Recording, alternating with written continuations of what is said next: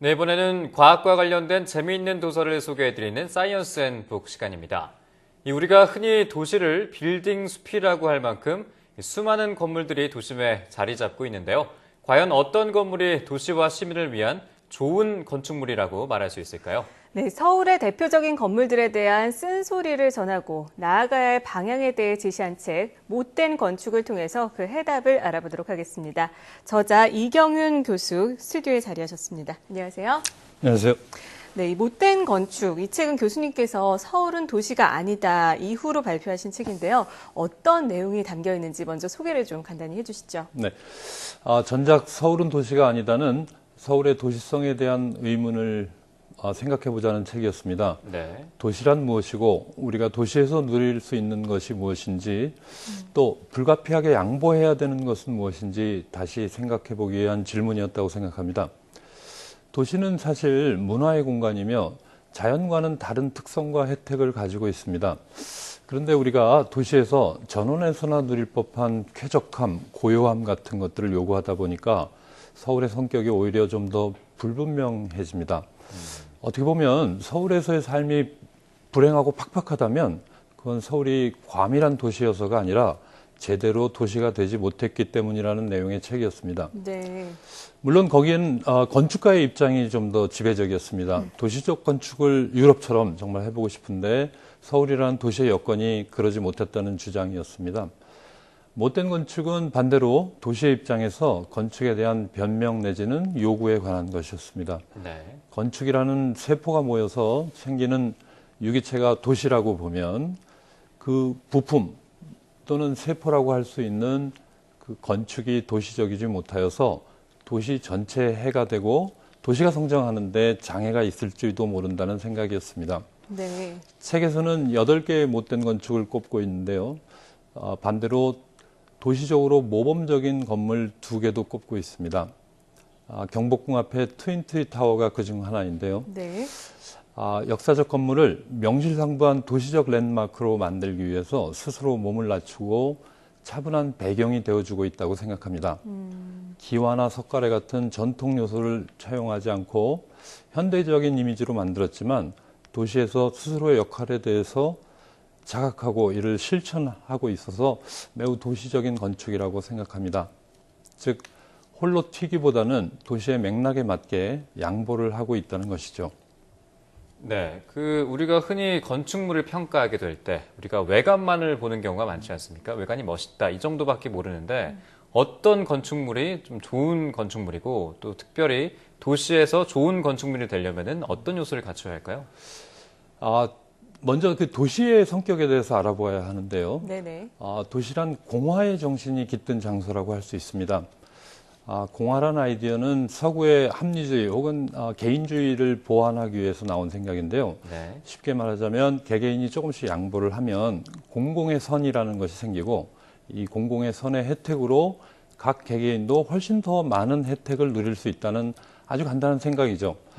공화의 정신을 잘 나타내는 도시적 요소로 우리가 광장을 들 수 있습니다. 네. 광장이 자연의 공간은 아니고 건축으로 둘러싸여 있지만 매우 매력적이어서 오늘날도 많은 관광객을 끌어모으고 있습니다. 자연 대신에 건축으로 그야말로 이루어진 공간인데요. 네네. 그 주변의 건물들을 살펴보면 건물들이 조금씩 찌그러지기도 하고 구부러지기도 하면서 광장이라는 공간을 만듭니다. 건물의 입장에서 보면 불편하고 비효율적이죠. 하지만 그로 인해서 광장이라는 공공의 선이 생겨나는 것이죠. 마찬가지로 그 덕에 그 건물은 광장 앞 건물이 되어서 어느 건물에 비할 수 없는 정도의 가치를 갖게 되는 것입니다. 아주 간단하고 명료한 생각이지만 막상 건축주 입장에서는 이를 실현하기가 그렇게 쉽지는 않은 것 같습니다. 도시에 적극적으로 참여해서 광장이나 거리에 같은 공공의 선을 만드는 건축, 그리고 이것들의 혜택 또한 적극적으로 누리는 건축이야말로 가장 도시적인 건축이라 할 수 있습니다. 네, 건물조차도 주변과 잘 어우러져야 된다 이 말씀을 해주시는 것 같은데 그렇다면 반대로 도시를 망치는 이른바 못된 건축물들이 생겨나는 이유와 또 이러한 건축물들이 우리 시민들에게 현재 끼치는 영향은 뭘까요? 우선 가장 큰 이유는 도시에 대한 오해 또는 막연한 혐오 내지는 공포입니다. 우리가 보통 생각할 때 도시는 더럽고 추악하고 범죄의 공간이고 공해를 떠올리지만 달리 생각해 보면 도시라는 곳은 인류의 문명이 총화된 곳입니다. 가장 분명한 예로 들 수 있는 것이 노인을 위한 실버타운 같은 것인데요. 처음에는 실버타운들이 교외의 한적한 곳에 자리를 잡았다가 이제는 교통이 편리한 도심으로 옮겨오고 있습니다. 네. 그 이유는 노인들이 편찮으시니까 병원에도 자주 가셔야 하고 친구들도 만나야 하고 시간이 남으니까 문화적인 생활도 하셔야 하는데 연로하시니까 운전은 못 하시고 그러니 대중교통이 편한 곳에 모이게 되는 거죠. 네. 이것이야말로 어떤 도시가 갖는 성격을 분명히 나타내고 있다고 생각합니다. 도시는 우리가 살고 있는 공간이고 앞으로 우리가 계속 살아가야 할 공간이지만 어떤 이유로 우리가 도시를 무조건 혐오하고 자연, 녹지 이런 것들만을 찾다 보니까 서울의 건물들이 일종의 단지 형태로 굳어지고 있는 것이 가장 커다란 문제입니다. 단지라는 것은 도시로부터 분리하고 녹지가 우거진 굉장히 사적인 공간을 만들겠다는 것이죠. 네.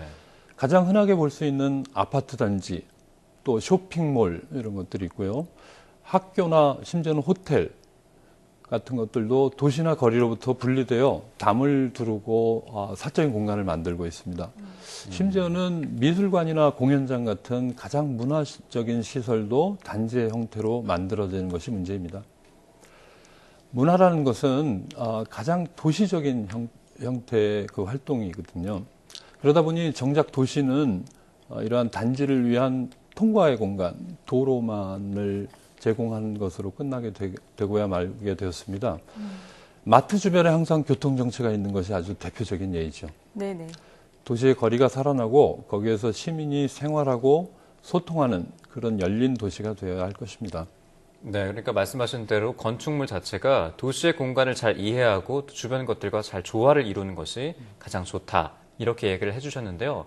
이제 저자 그 책을 쓰셨던 그 책에서 약간 이런 측면을 간과하거나 오해했던 서울의 대표적인 건축물들에서 이렇게 이야기를 해주셨는데 가장 아쉬웠던 건축물이 있다면 어떤 것이 있을까요? 역시 서울의 아파트들입니다.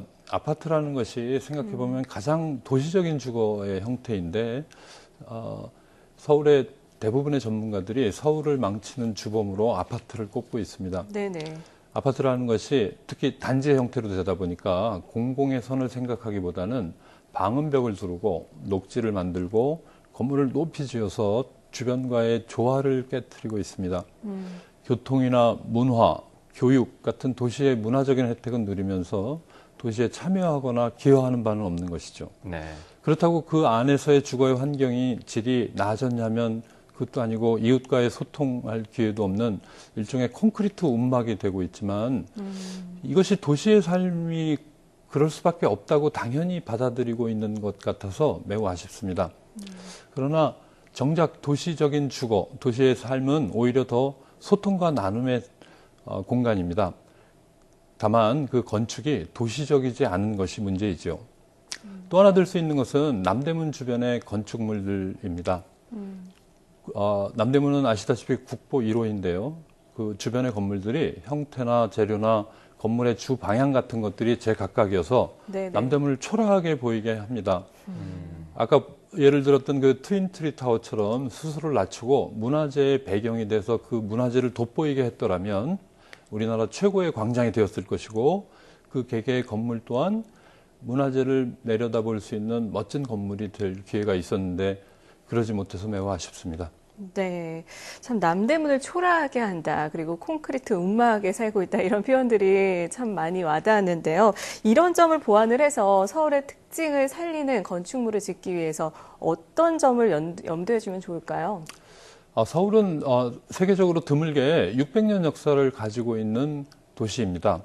물론 전쟁이 있었고 식민 지배가 있어서 여러 가지 역사가 파괴되긴 하지만 여전히 이런 장점을 살려 발전시킬 수 있는 여력을 가지고 있습니다.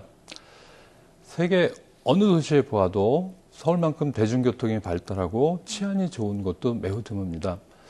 이 도시를 애정을 가지고 가꾸면 사실은 엄청난 잠재력을 가지고 있습니다.